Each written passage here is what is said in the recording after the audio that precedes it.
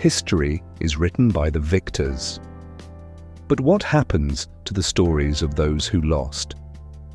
What happens when an entire people are silenced, erased from textbooks, forgotten by time?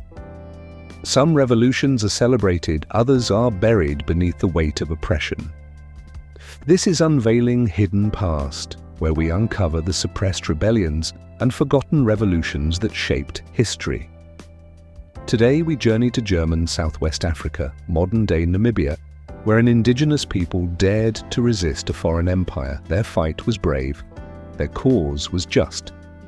But what followed was not just defeat, it was genocide. But for over a century, this chapter in history was conveniently forgotten. While other atrocities were condemned, this one remained hidden, until now.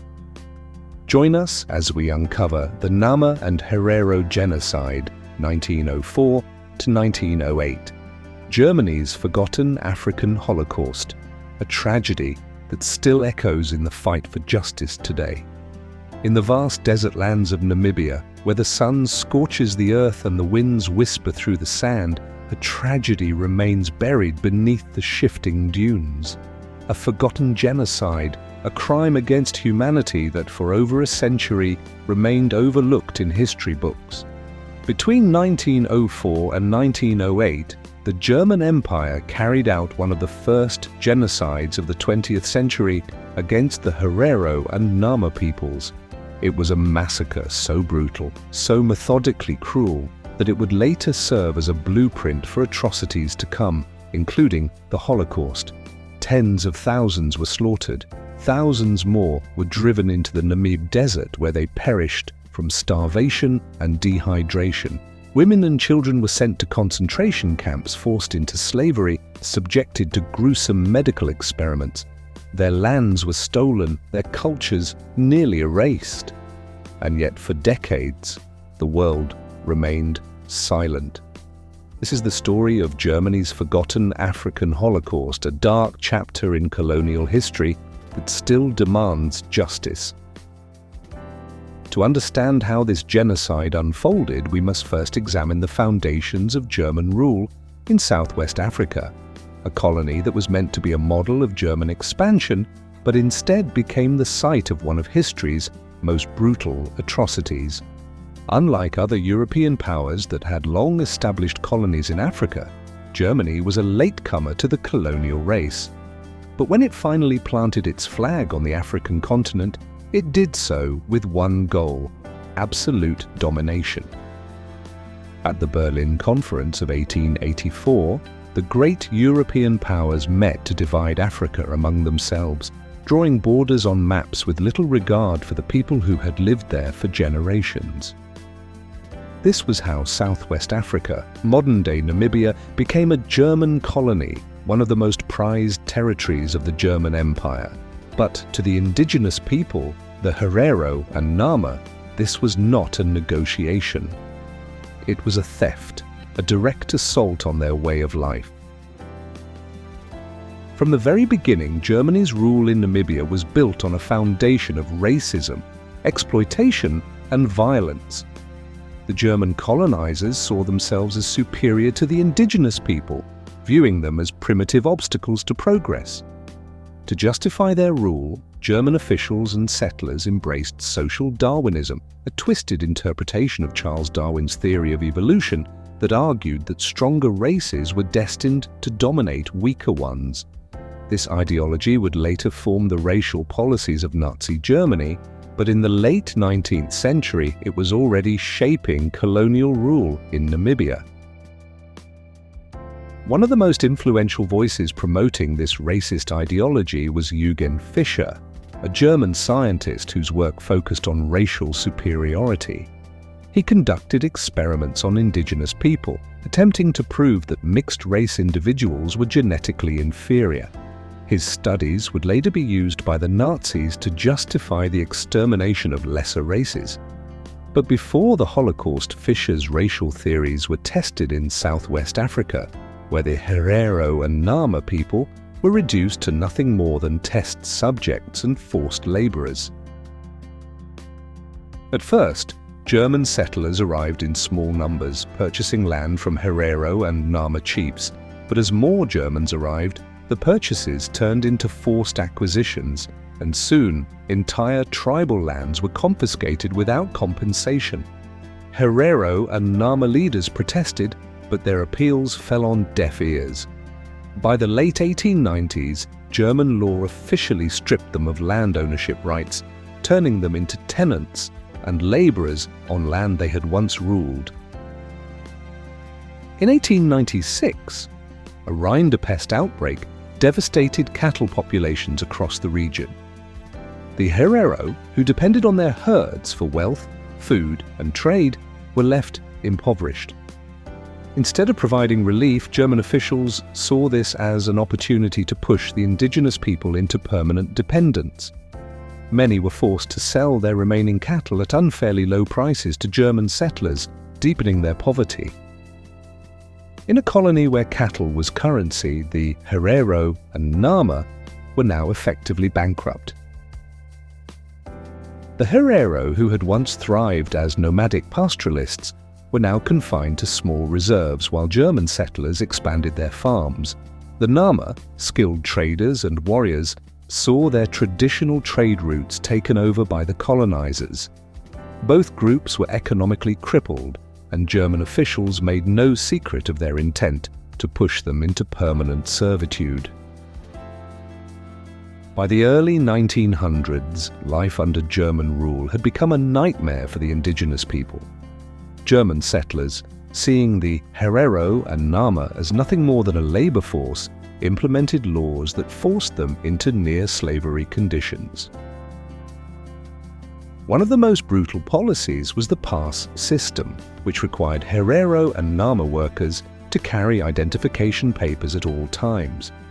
Without a pass, indigenous people were not allowed to travel, trade, or even gather in groups. The penalty for being caught without a pass: severe flogging or execution. On German-owned farms and mines, indigenous workers were beaten, underpaid, and treated worse than cattle. They were flogged for minor offences, and German courts refused to recognise any legal complaints from native workers. A German officer, upon witnessing the treatment of Herero labourers, wrote, "They are driven like beasts, struck with whips and rifle butts, as if they were nothing more than animals." It wasn't just the men who suffered. Herero and Nama women were often abducted and raped by German settlers, a horror that went unpunished in colonial courts. Indigenous children were taken from their families and forced to work as domestic servants. These crimes were so widespread that even some German officials privately expressed concerns about the cruelty of their own settlers. By the early 1900s, the German administration was tightening its grip on Southwest Africa. A series of new laws made it clear that the indigenous people would never be treated as equals. First, land dispossession laws, 1898 to 1903, declared that all Herero and Nama land now belonged to the German Empire. 2. Cattle seizure policy, 1900, forced Herero and Nama people to sell their remaining cattle to German settlers at unfair prices. 3. Forced labour regulations, 1902, declared that all indigenous men must work on German-owned farms or businesses or face punishment. 4th, pass system, 1903, required all indigenous people to carry identification papers or face imprisonment or execution. With no land, no economic freedom, and no legal rights, the Herero and Nama had two choices: submit or resist. It was a slow, systematic push toward rebellion, one that the Germans anticipated and were prepared to crush with extreme brutality. By 1903, small-scale revolts had already begun, but in January 1904, the Herero and Nama had had enough. The rebellion was coming, and Germany was ready to respond with genocide. By 1903, tensions in German Southwest Africa had reached a breaking point. The The Herero and Nama people had been stripped of their land, forced into slave-like labor, and subjected to brutal German colonial rule. Their wealth, cattle, had been confiscated, their rights erased, and their freedom replaced by servitude. There was no future under German rule except resistance, and in January 1904, that resistance erupted into full-scale war.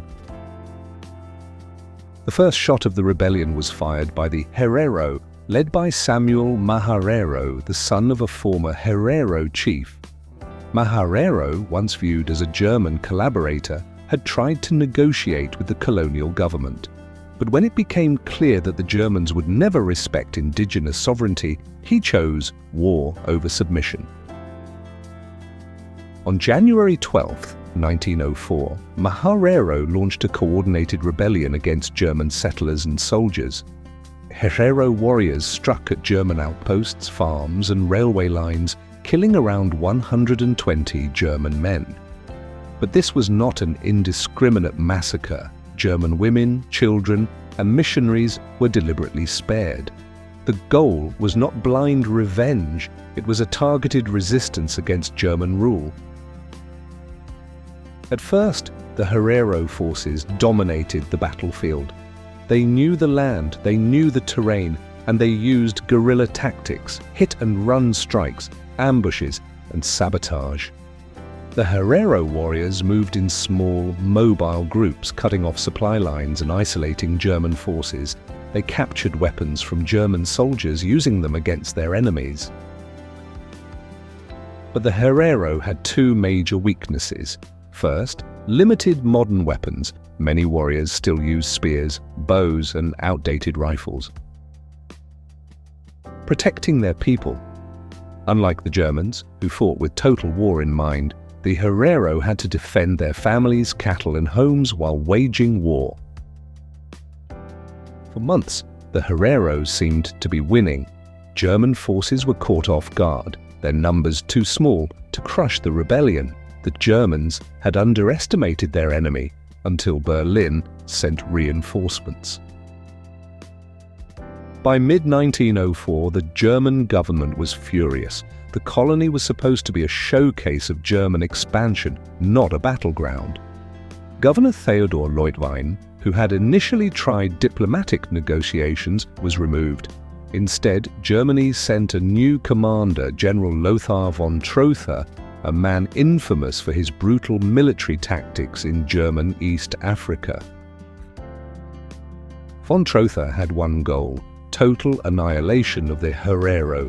He did not see this as a war, but as a campaign of extermination. He brought with him 14,000 heavily armed German troops, machine guns, artillery, and modern military strategy. On August 11, 1904, von Trotha launched his attack at the Battle of Waterberg, a devastating battle that would change the course of history. The Battle of Waterberg was not a battle, it was a trap. The Herero, numbering around 7,000 warriors and 30,000 civilians, had gathered at Waterberg, believing they could hold their ground. But von Trotha had no intention of allowing them to escape. He surrounded the Herero on three sides, leaving only one exit: the deadly Omaheke Desert. At dawn on August 11, 1904, German cannons and machine guns opened fire. Thousands of Herero warriors and civilians were slaughtered in hours. But those who survived were forced to make a terrible choice: surrender and face execution, or flee into the desert.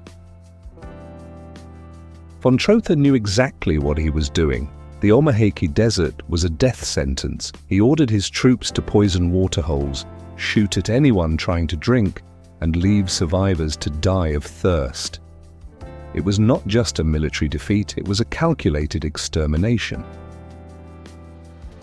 For the next several weeks, tens of thousands of Herero men, women, and children wandered the desert, dying from dehydration and starvation.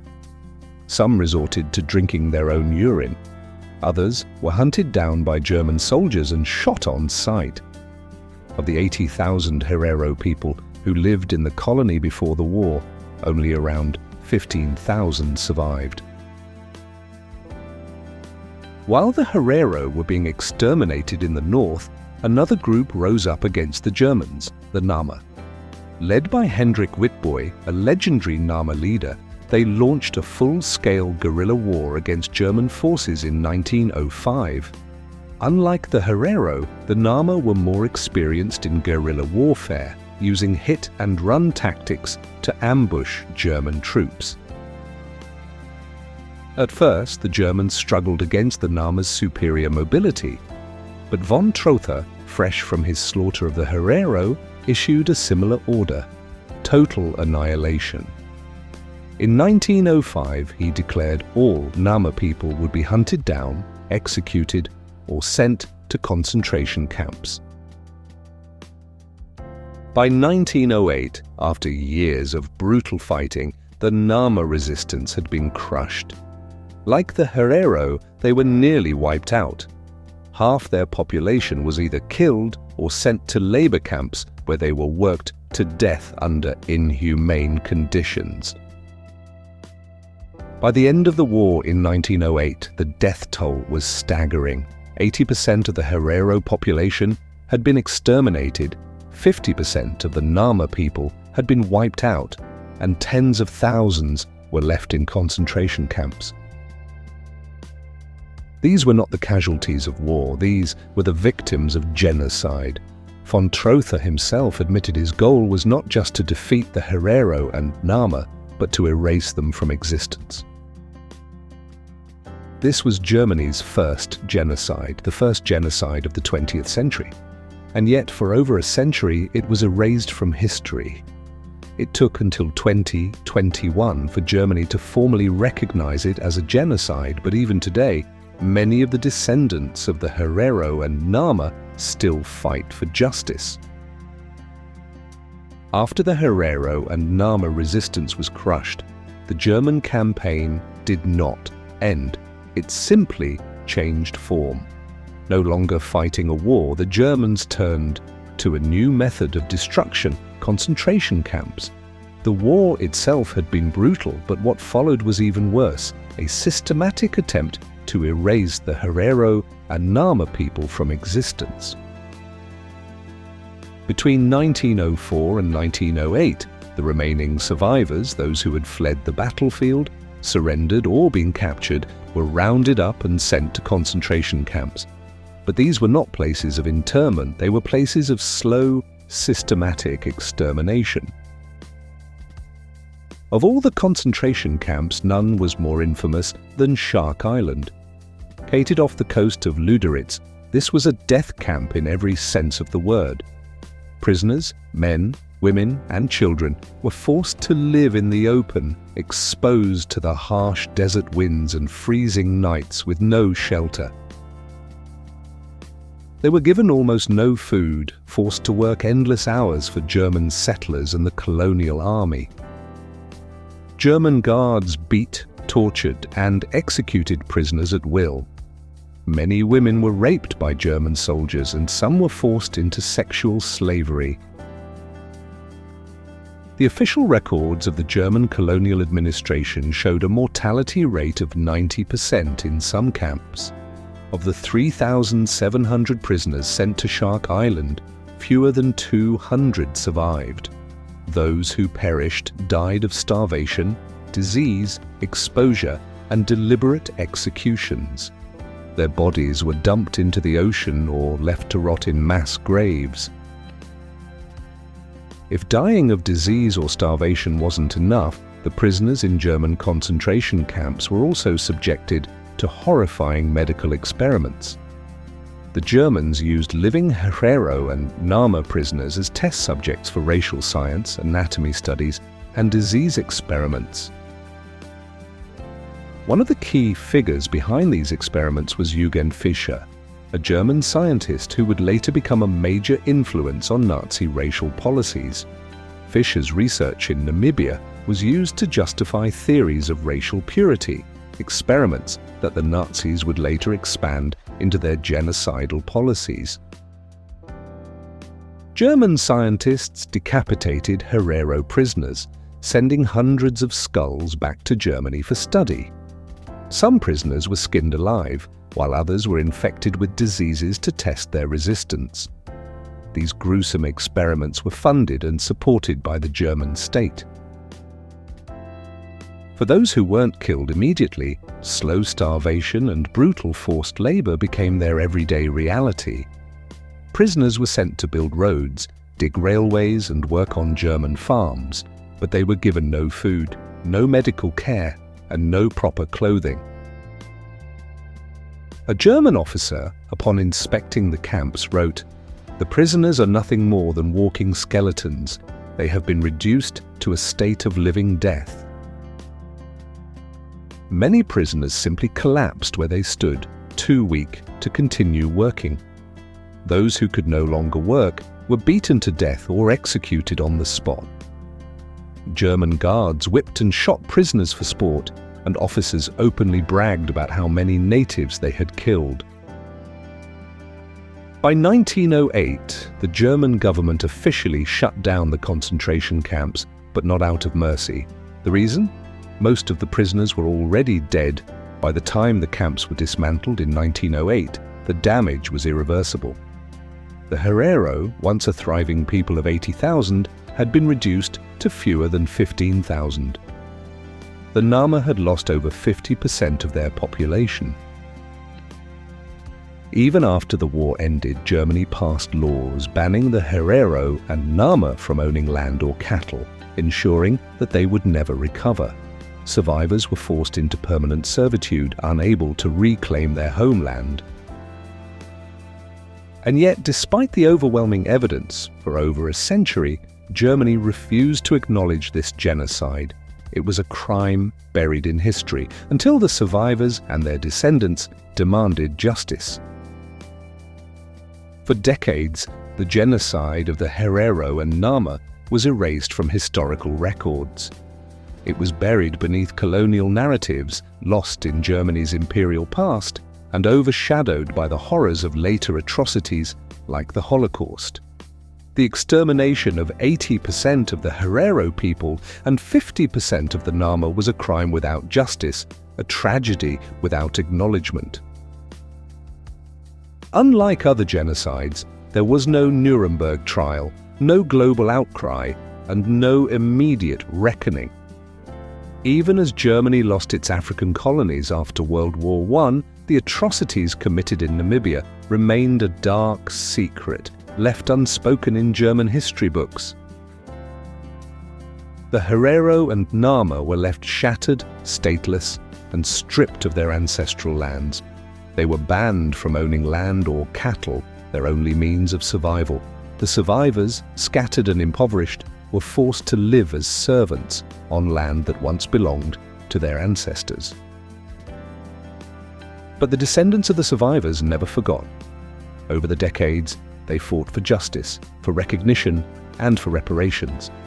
In 2001, the Herero people filed a lawsuit in the US courts against Germany, demanding reparations for the genocide.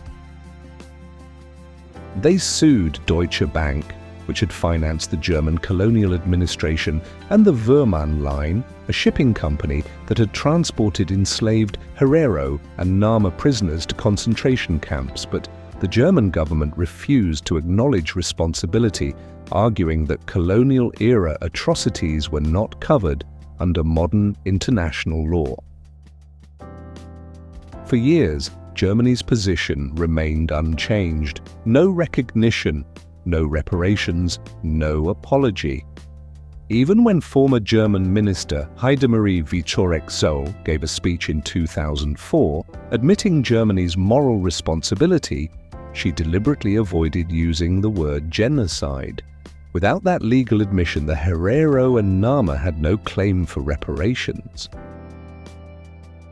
It wasn't until 2021, more than a century after the genocide, that Germany finally formally recognized the Herero and Nama genocide.